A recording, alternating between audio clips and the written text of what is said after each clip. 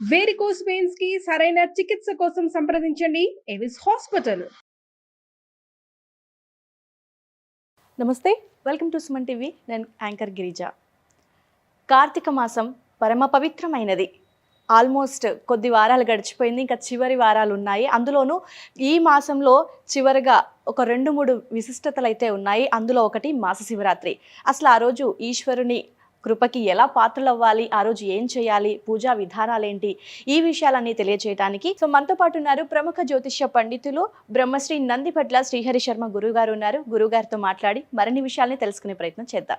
నమస్కారం గురువుగారు. వాగర్థావివ సంపృక్తౌ వాగర్థ ప్రతిపత్తయే జగతః పితరౌ వందే పార్వతీ పరమేశ్వరౌ. సదాశివ సమారంభాం శంకరాచార్య మధ్యమాం అస్మదాచార్య పర్యంతం వందే గురు పరంపరాం.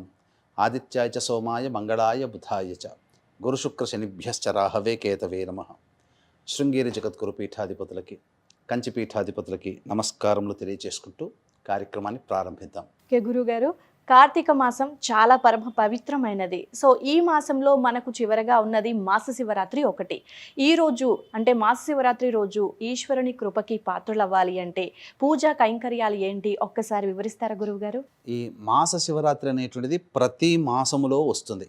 అంటే సంధ్యా సమయంలో చతుర్దశి తిథి ఉండాలి. ప్రదోష కాలానికి చతుర్దశి తిథి స్పర్శ ఉన్నటువంటి రోజునే మాస శివరాత్రి.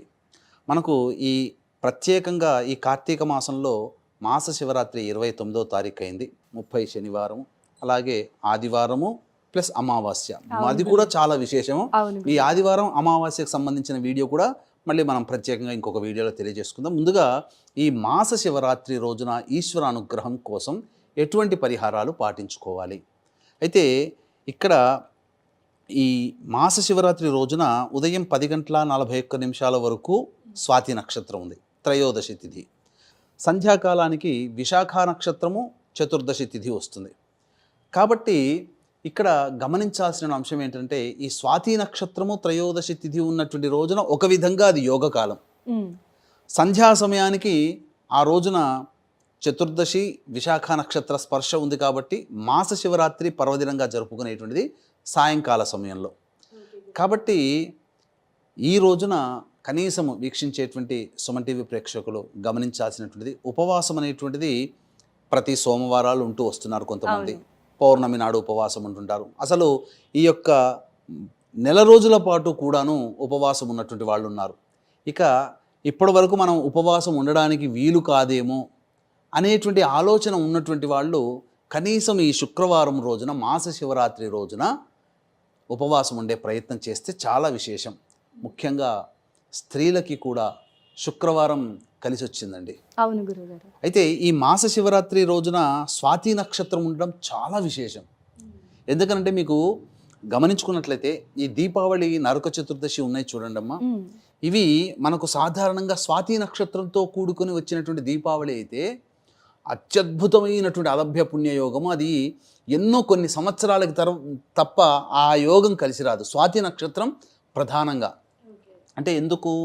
స్వాతి నక్షత్రానికి అధిపతి ఎవరంటే వాయువు. ఈ సమస్త ప్రాణికోటికి, మీకు, నాకు, పశుపక్షాదులకి, నీటిలో తిరిగే చేపలకి, జలచరాలకి అన్నిటికీ గాలే ప్రాణం కదా.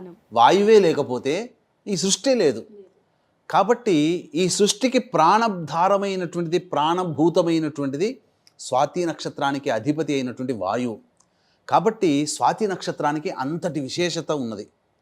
మనకు ఈ బ్రహ్మాండ పురాణంలో మనకేం చెప్పబడి ఉందంటే స్వాతి నక్షత్రానికి ఉన్నటువంటి విశిష్టత ఏంటంటే, స్వాతి నక్షత్రం రోజున వివాహానికి సంబంధించినటువంటి ముహూర్తం కలిసి వచ్చిందనుకోండి, ఆ వివాహం కనుక చేస్తే మామగారు సొంత కూతురులా చూసుకుంటారట ఆ కోడల్ని. అందుకే స్వాతి నక్షత్రంలో ఎక్కువగా వివాహాలు ఉంటాయి. కాబట్టి ఉన్నటువంటి దేవతా నక్షత్రాల్లో స్వాతి నక్షత్రం. స్వాతి నక్షత్రంలో జన్మించడం అనేటువంటిది ఏంటంటే సమస్త మానవాళిని ప్రేమించే తత్వం ఉంటుంది అది. కాబట్టి ఈ స్వాతి నక్షత్రము త్రయోదశి తిథి మాస శివరాత్రి కలవడం అదొకటి. కాబట్టి ఉదయాన్నే చక్కగా ఈ ఈశ్వరుని బ్రహ్మముహూర్త కాలంలో లేచి కాలకృత్యాదులు తీర్చుకొని ఉదయం 4 గంటలకల్లా శివచిత్రపటం దగ్గర చక్కగా పూలమాల వేసి అష్టదళ పద్మం వేయాలి. ఆవునేతితో దీపారాధన చేసి శివ సహస్రనామ పారాయణం చేయాలి ఆ రోజు. ఆ రోజు.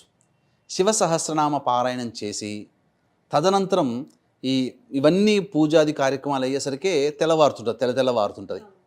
అంటే అరుణోదయ కాలం అని ఒకటి ఉంటుంది. అంటే ఉదయం 6:16 ఆ విధంగా సూర్యోదయం అవుతుందమ్మా. దానికంటే 2 ముహూర్తాలు అనగా 48 నిమిషాల ముందు కాలము అరుణోదయ కాలం, ఉషస్సు సమయం అని అంటారు. ఇది సర్వ విధాలుగా అన్ని రకాలుగా ఉపయోగమైనటువంటి సమయం ఏ పని ప్రారంభించడానికైనా. కాబట్టి మీరేదైతే పని ప్రారంభించాలని అనుకుంటున్నారో ఆ పనిని ఆ రోజు ఆ సమయంలో సంకల్పం చేసుకోవాలి. చేసుకొని తులసి చెట్టు దగ్గర చక్కగా అలికి మళ్ళీ అక్కడ అష్టదళ పద్మం వేసి అక్కడ ఆవు నేతితో దీపారాధన చేసి విష్ణు సహస్రనామ పారాయణం అక్కడ చేయాలి. లేదు స్వాతి నక్షత్రం కదమ్మా, ఆ రోజున ఈ లక్ష్మీ నరసింహస్వామి సహస్రనామ పారాయణం చేయాలి. చాలా విశేషం. కార్తీక మాసం త్రయోదశి స్వాతి నక్షత్రం కలిసి ఉండడం చాలా విశేషం అమ్మ. కాబట్టి ఆ రోజున ఈ లక్ష్మీ నరసింహస్వామి ఉపాసన కానీ, లేకపోతే వివాహం కాని అబ్బాయిలు అమ్మాయిలు ఉంటారు కదా, లక్ష్మీ నరసింహస్వామి కళ్యాణం జరిపించండి ఆ రోజు. చాలా విశేషం. లేదా తులసి చెట్టు దగ్గర ఆవు నేతితో దీపారాధన చేసి విష్ణు సహస్రనామ పారాయణం చేసి బీజాఫలంగా దానిమ్మ పండు నైవేద్యంగా పెట్టవచ్చు. ఇంకా చాలా విశేషమైనటువంటి కార్యక్రమాలు కూడా ఆ రోజు చేసుకోవచ్చమ్మా. ఎందుకనంటే చాలా పవిత్రమైనటువంటి మాస శివరాత్రి రోజు కాబట్టి ఆ రోజంతా ఉపవాసం ఉండి సాయంకాల ప్రదోషకాల సమయానికి శివాభిషేకం చేసుకుంటే చాలా మంచిది. విశాఖ నక్షత్రము చాలా విశేషమైనటువంటి నక్షత్రము. ఈ నక్షత్రము అన్ని నక్షత్రాల్లోకెల్లా రాజైనటువంటి నక్షత్రంగా చెప్పబడింది విశాఖ నక్షత్రం. అధిపతి గురువు. పైగా ఈ మాస శివరాత్రి రోజున ప్రదోషకాల సమయానికి విశాఖ నక్షత్రం కూడా ఉంది కాబట్టి అప్పుడు శివాలయంలో ఏ విధంగా అనేటువంటిది మనం కొన్ని పరిహారాలు చేసుకోవాలి.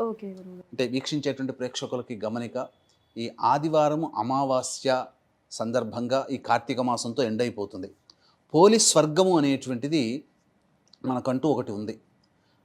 సోమవారం రోజున అవుతుంది, పాడ్యమి తిథి, మార్గశిర మాసం. కాబట్టి ఈ కార్తీక మాసం నెల రోజుల పాటు నిత్య శివ అనుగ్రహాన్ని పొందిన వాళ్ళు, అలాగే ఈ సంబంధించినటువంటి పూజాది కార్యక్రమాలు చేసుకున్న వాళ్ళకి అందరికీ కూడా పోలి అనేటువంటి మహిళకి ఏ విధంగా స్వర్గప్రాప్తి అయిందో ఈ కార్తీక మాసం నెల రోజుల పాటు చేసినటువంటి పుణ్య ఫలితం వల్ల. కాబట్టి మీరు కూడా ఎవరైనా కానీ ఈ కార్తీక మాసం నెల రోజుల పాటు పూజ చేసుకున్నటువంటి వాళ్ళు, భక్తి ప్రపత్తులతో ఉన్నవాళ్ళు, వీళ్ళందరికీ కూడా ఈ పోలీస్ వర్గం రోజున వీళ్ళ యొక్క అనగా జాతకరీత్యా కలుగు విద్య, వివాహ, ఉద్యోగ, దాంపత్య, సంతాన, అనారోగ్య సమస్యలు మరియు గోచారరీత్యా వృషభ, మిథున, కర్కాటక, సింహ, తుల, వృశ్చిక, మకర, కుంభమీన రాశిలో జన్మించిన వారికి శనిదోష పరిహారార్థమై సర్వదోష నివారణ పూజలు, హోమాలు అనేటువంటివి గోకర్ణంలో కానీ లేదా శ్రీశైల క్షేత్రంలో కానీ ఇవి చేయించడం జరుగుతుంది. అవకాశం ఉన్నవాళ్ళు పర్ హెడ్ 1500 రూపాయలకి చేయించడం జరుగుతుంది. అవకాశం ఉన్నవాళ్ళు కార్యక్రమ తదనంతరం కాంటాక్ట్ చేసి పూర్తి వివరాలు తెలుసుకోవచ్చు. ఇక ప్రదోషకాల సమయంలో అనగా సాయంత్రం 5:36-37 సూర్యాస్తమయం అయిపోతుందమ్మా. సూర్యాస్తమయం కంటే మళ్ళీ 48 నిమిషాల ముందు కాలం నుంచి ప్రదోషకాలం ప్రారంభమవుతుంది. కాబట్టి సుమారు 4:50 అనగా 4 గంటలకల్లా కాలకృత్యాదులు తీర్చుకొని శివాలయానికి చేరుకొని ముందుగా నవగ్రహాల చుట్టూ శివాయ నమః అంటూ 27 ప్రదక్షిణలు చేసి, అవకాశం ఉండి ఉంటే శివాలయం బయట ఒక శివలింగం పెడతారు ఎవరైనా కానీ, అక్కడ పంచామృతాలతో ఈశ్వరునికి అభిషేకం జరిపించి గర్భాలయంలో చక్కగా అవకాశం గర్భాలయంలో ఉంటే అవకాశం గర్భాలయంలో చేయవచ్చు. లేదు బయట అంతరాలయం కాకుండా బహిర్ ఆలయంలో చేసుకోవచ్చు అభిషేకం. తదనంతరం గర్భాలయంలో మారేడు దళములతో కనుక ఈశ్వరునికి అర్చన జరిపించుకుంటే మహాప్రీతి పొందుతాడు. ఈ నెల రోజుల పాటు చేయలేకపోయానయ్యా, కనీసం మాస శివరాత్రి రోజునైనా కానీ నిన్ను సేవించుకునే భాగ్యం నాకు కలిగింది అని చెప్పి మనసారా మనసులో సంకల్పం చేసుకుని ఏ మానవుడైతే ఈ కార్తీక మాస శివరాత్రి రోజున ఈ యొక్క చెప్పిన విధంగా పరిహారాలు పాటించుకుంటాడో తప్పకుండా వాళ్ళకి ఈశ్వర అనుగ్రహం కలుగుతుంది. అంతేకాకుండా చాలామందికి అనేక సందర్భాల్లో కార్తీక మాసం అంటేనే దీపారాధన, ఒత్తులు 360 అంటుంటారు. కానీ వాస్తవానికి 365 ఒత్తులు కాదమ్మా, 360 + 360. ఎందుకనంటే మనకు ఈ యొక్క తెలుగు మాసంలో నెలకి 30 రోజులు మాత్రమే. 12 మాసములు అన్నప్పుడు 12 × 30 360. ఇంగ్లీష్ గ్రెగోరియన్ క్యాలెండర్ ప్రకారం 365 రోజులు, కాబట్టి 365 పెట్టడం మన సాంప్రదాయం.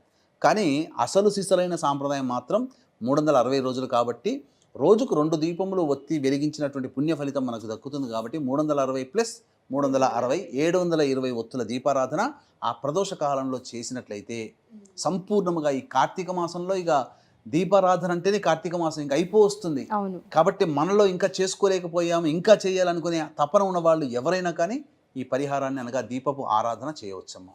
ఓకే గురుగారు. అయితే కొంతమంది కార్తీక పౌర్ణమి రోజు వెలిగించలేని వారు మాస శివరాత్రి రోజు వెలిగించుకోవచ్చు అంటారు. వెలిగించవచ్చమ్మా. అయితే గురుగారు, మీరు ఇందాక చెప్పినట్టుగా ఉదయాన్నే లేచి శివుడి దగ్గర అంటే నెయ్యి దీపం వెలిగించాలి అని చెప్పారు కదా.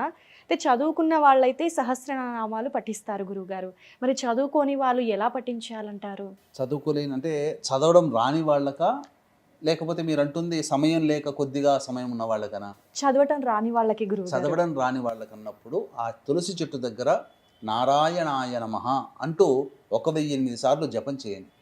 అలాగే పొద్దున పూట శివుని చిత్రపటం దగ్గర పెట్టాక చెప్పమన్నాను కదా, అక్కడ శివాయ నమః అనుకుంటూ నువ్వు 1008 సార్లు పఠించమని చెప్పండి చాలు. ఆ పుణ్య ఫలితం వాళ్ళకి దక్కుతుంది. ఓకే గురువు గారు, కార్తీక మాస శివరాత్రికి సంబంధించి చాలా చక్కటి విశ్లేషణ అందించారు మా కోసం, మా ప్రేక్షకుల కోసం. ధన్యవాదాలు గురువు గారు. సర్వం శ్రీ ఉమామహేశ్వర పరబ్రహ్మార్పణమస్తు.